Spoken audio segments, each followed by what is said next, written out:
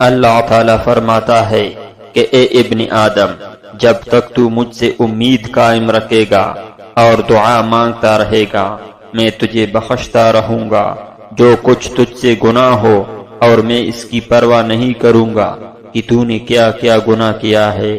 اگر تو میرے پاس زمین بھر کر خطا لائے گا تو میں زمین بھر کر مغفرت دوں گا، بشرطے کہ تو نے میرے ساتھ کسی کو شریک نہ کیا ہو۔ اگر تیری خطائیں آسمان بھر کے بھی ہو اور تو مغفرت مانگے تو میں مغفرت دوں گا۔ بسم اللہ الرحمن الرحیم۔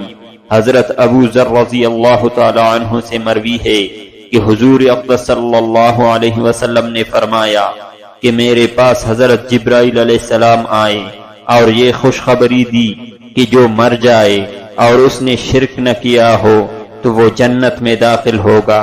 میں نے کہا اگرچہ اس نے زنا کیا ہو یا چوری کی ہو؟ تو حضرت جبرائیل علیہ السلام نے کہا ہاں، زنا کیا ہو یا چوری کی ہو۔ تیسری بار کے پوچھنے پر حضرت جبرائیل علیہ السلام نے کہا اگرچہ شراب بھی پی ہو۔ بعض روایتوں میں ہے کہ رسول اکرم صلی اللہ علیہ وسلم سے یہ 3 دفعہ سوال کرنے والا خود حضرت ابو ذر رضی اللہ تعالی عنہ تھے، اور تیسری دفعہ حضور اقدس صلی اللہ علیہ وسلم نے حضرت ابو ذر رضی اللہ تعالی عنہ سے فرمایا تھا کہ ہاں ابو ذر کی ناک نیچے ہو، خواہ زنا کیا ہو یا چوری کی ہو۔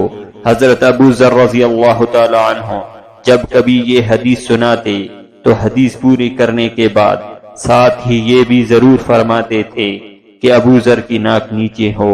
اور حضرت ابو ذر رضی اللہ تعالی عنہ سے مروی ہے کہ حضور اقدس صلی اللہ علیہ وسلم نے فرمایا اللہ تعالی فرماتا ہے کہ اے ابن آدم، جب تک تو مجھ سے امید قائم رکھے گا اور دعا مانگتا رہے گا میں تجھے بخشتا رہوں گا۔